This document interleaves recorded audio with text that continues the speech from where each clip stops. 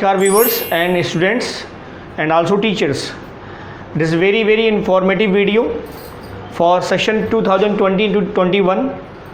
आप जानते हैं कि कोविड-19 के जो पेंडेमिक सिचुएशन है उसमें जो हमारा माध्यमिक शिक्षा बोर्ड है उसने जो सिलेबस है पूरा 9, 10th, 11th, 12th उसके टोटल सिलेबस को लगभग 30% रिड्यूस किया है। ठीक है, तो हम केमिस्ट्री के बारे में क्लास 12th के बारे में ये बताने का प्रयास करेंगे कि कौन कौन से चैप्टर्स पूरी तरह से एलिमिनेट कर दिए गए हैं और हर यूनिट में या हर चैप्टर्स में कौन कौन से हिस्से रखे गए और कौन से हिस्से हटा दिए गए हैं। ठीक है, तो सबसे पहले हम देखें हमारे पास जो भी पुराना जो सिलेबस था, मतलब जो अभी पैटर्न चल रहा था 2018, 2019, 20 अभी जो पैटर्न चल रहा था या कोविड के पहले जो सिलेबस लागू था वो क्या था, कुल उसमें 16 इकाइयाँ थी, 16 यूनिट है, 1 से लेकर के कुल 16 यूनिट थी। और ये इसको हम लोग पार्ट में 2 पार्ट में फर्स्ट पार्ट और सेकंड पार्ट करके अध्ययन करते थे। तो यहाँ तक आ जाता था फर्स्ट पार्ट और इसके बाद वाला सारा आ जाता था सेकंड पार्ट। क्लियर। अब जो 30% रिड्यूस सिलेबस है उसमें 3 चैप्टर्स पूरी तरह से हटा दिए गए हैं। ध्यान रखिएगा, this very informative condition. 3 unit पूरी तरह से हटा दिए गए। पहली यूनिट ये है जो हटा दिया गया है, मतलब अब इससे क्वेश्चन नहीं आएगा। जो मेटलर्जिकल थ्योरी थी, तत्वों के निष्कर्षण के सिद्धांत, ये यूनिट पूरी तरह से एलिमिनेट कर दी गई है। दूसरा, ये वाली यूनिट पूरी तरह से एलिमिनेट कर दी गई है, पॉलीमर्स। ठीक है, और तीसरा ये यूनिट जो है पूरी तरह से एलिमिनेट कर दी गई। दैनिक जीवन में रसायन, जिसमें औषधियों में रसायन, खाद्य पदार्थों में रसायन आता था, साबुन और अपमार्जक, ये इसके 3 सब कैटेगरी में पार्ट थे, तो ये हटा दिया गया है इस बार के सिलेबस में। ध्यान रखिए, ये केवल और केवल सेशन 2021 के लिए है बेटा। ठीक है, उसके बाद आगे की सिचुएशन क्या होगी वो सरकार फिर से इंफॉर्मेशन देगी।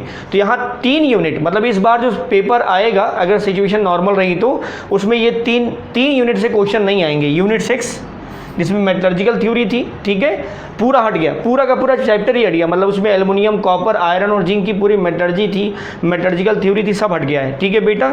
बहुलक पॉलीमर्स की कंडीशन, ये पूरा चैप्टर हटा दिया गया, पूरा का पूरा यूनिट हटा दिया गया। और दैनिक जीवन में रसायन। तो अब आप देखें तो अब जो सिलेबस है उसमें कुल 13 यूनिट है। 16 थे, 3 हटा दिए गए, कितने हो गए 16 यूनिट में से तो 13 यूनिट है। अब इस 13 यूनिट में से ही सारे 70 मार्क्स के पेपर्स बनेंगे। इस 70 मार्क्स से जो पेपर बनना है वो इस 13 यूनिट से बनना है। क्लियर। एक और ख़ास बात है, जितने यूनिट हैं उन सभी में कुछ ना कुछ पोर्शन भी एलिमिनेट किया गया है। जैसे सॉलिड स्टेट सॉल्यूशन, इलेक्ट्रोकेमिस्ट्री, सब में कुछ ना कुछ पोर्शन रिड्यूस किया गया है। वो पोर्शन भी हम देखेंगे कौन कौन सा पार्ट कहाँ से हटाया गया है। ठीक है, 13 यूनिट्स डिसाइड किए गए हैं जो सेलेक्टेड हैं, जिसमें 3 यूनिट तो हटा दिया गया है। जो 13 यूनिट हैं उन 13 इकाइयों में हर यूनिट में भी कुछ ना कुछ सिलेबस का जो चैप्टर है या टॉपिक है वो रिड्यूस किया गया है, वो कम किया गया है। ठीक है, तो यहाँ हमने रेड कलर से लिख रखा है वो टॉपिक हैं। देखिए, अगर आपको थोड़ा और ज़्यादा क्लियर करने के लिए बेहतर ये कि आपके पास कुछ किताब होगी, उस किताब में वो पोर्शन पूरा सिलेबस वाला हिस्सा जो फ्रंट पे होता है उस सिलेबस में हम वो पोर्शन यहाँ लिखे हुए हैं जो हटा दिया गया है। ध्यान रखिए, रेड से जो लिखा हुआ है वो पोर्शन लिखा है उसी इकाई में जो हटा दिया गया है। शेष पार्ट जो सिलेबस में है, जो आपकी सिलेबस किताब में लिखा है, उसको वैसे ही रहने दीजिए, वो सारा सिलेबस में मेंशन है।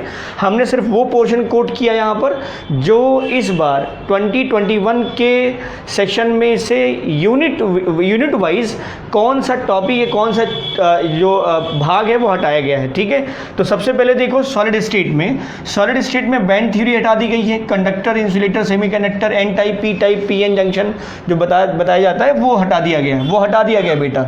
और शेष पार्ट हैं जो उस सिलेबस के अंदर जो भी हिस्सा है वो सारा चीज़ें हैं। विलयन में अब सामान्य आणविक द्रव्यमान जिसमें संगुणन या वियोजन हो जाता है, जिसमें वॉन हाफ फैक्टर की हम कैलकुलेशन करते हैं, वो भी हटा दिया गया है टॉपिक। इलेक्ट्रोकेमिस्ट्री में फ्यूल सेल और कोरोजन, ये भी हटा दिया गया है। ठीक है, रासायनिक बलगति में जो कोलिजन थ्योरी होती है आर्हेनियस की, वो भी आर्हेनियस का इक्वेशन वो भी हटा दिया गया और सक्रिय ऊर्जा ईए का कॉन्सेप्ट भी वहाँ से हटा दिया गया है। सरफेस केमिस्ट्री में 2 पोर्शन था, एक उत्प्रेरण का था, एक कोलाइडी का था। तो कोलाइडी अवस्था पूरा है। उत्प्रेरण वाला पूरा का पूरा हिस्सा जिसमें एंजाइम उत्प्रेरण, समांगी, विषमांगी ये सब आते हैं, सब हटा दिए गए। पायस जो कोलाइडी का हिस्सा था, पायस द्रव का द्रव में बना हुआ विलयन, कोलाइडी विलयन, पायस और उनके टाइप, 2 टाइप का होता है, वो भी हटा दिया गया है। ठीक है, इधर आओ। 15th ग्रुप में अगर आप देखें, ये यूनिट 6 हो गया है।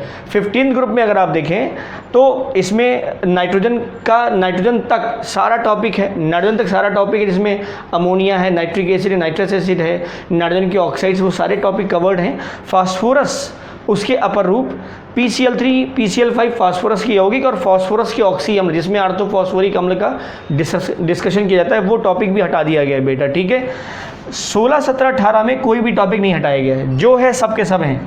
जो आपके सिलेबस में पहले से मेंशन था वो सारा का सारा टॉपिक 16, 17, 18 इसमें आएगा। ठीक है, ये ऑक्सीजन परिवार है, ये हेलोजन परिवार है और ये इनर्ट गैस है, ये सारा का सारा सिलेबस इसमें आएगा। क्लियर। अब इधर आओ जरा।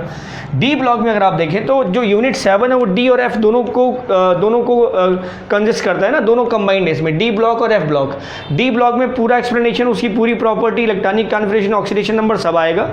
2 कंपाउंड जो डिस्कशन किया जाता है, मेथड ऑफ प्रिपरेशन और उसकी फिजिकल एंड केमिकल प्रॉपर्टीज को लेकर के, उसमें K2Cr2O7 और KMnO4 ये दोनों टॉपिक एलिमिनेट कर दिए गए हैं। K2Cr2O7 KMnO4 हटा दिया गया है। ठीक बेटा। एफ ब्लॉक में 2 सीरीज आती है, लेंथेनाइट सीरीज और एक्टिनाइट सीरीज, जिसमें से लेंथेनाइट सीरीज है, एक्टिनाइट सीरीज नहीं है। लेंथेनाइट सीरीज रखी गई है, 4F सीरीज है, 5F सीरीज को हटा दिया गया है।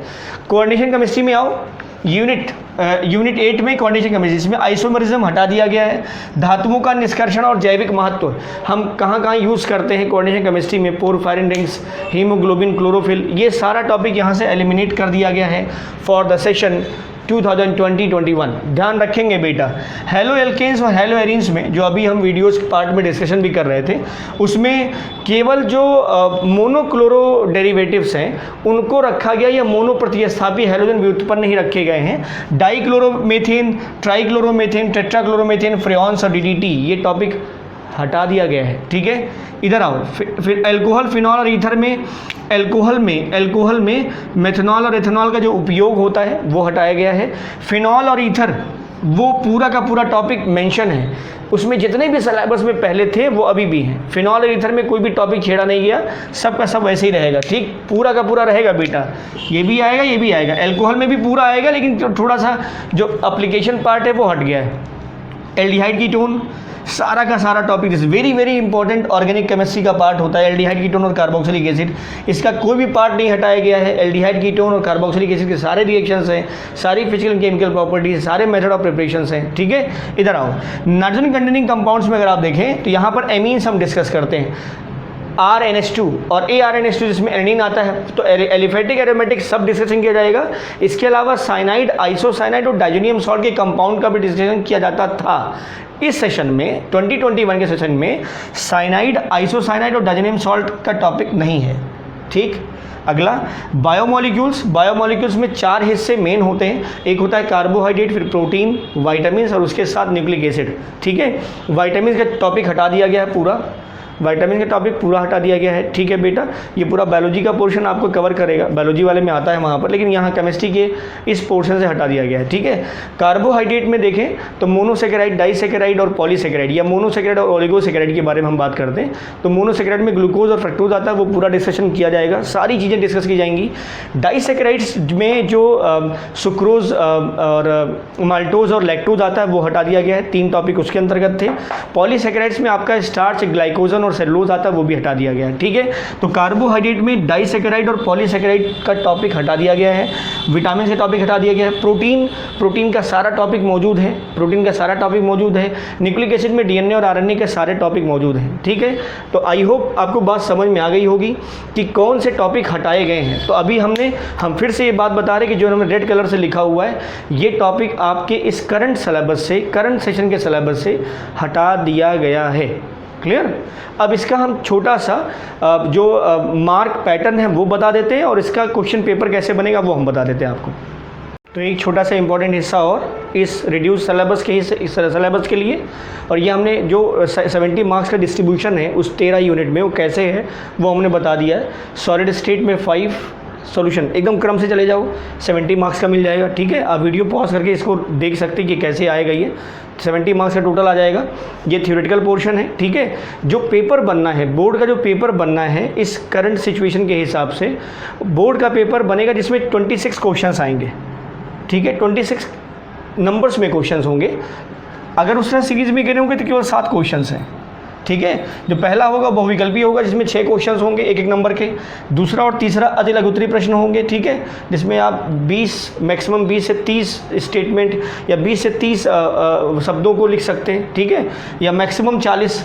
कोई डायग्रामेटिक रिप्रेजेंटेशन है तो वहाँ वो कर सकते हैं, छोटा सा एक्सप्लेन कर सकते हैं। तो वो 2-2 नंबर के होंगे। 8 क्वेश्चन इसके आ जाएंगे।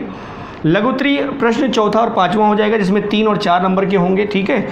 छठा और सातवां जो है वो लॉन्ग टाइप के क्वेश्चंस होंगे, जिसमें रहेगा 2 क्वेश्चन, लेकिन हर दोनों क्वेश्चंस का अथवा पार्ट भी होगा। मतलब यहाँ पेपर में लिखा होगा 4 क्वेश्चन, जिसमें से करने होंगे आपको 2 क्वेश्चन।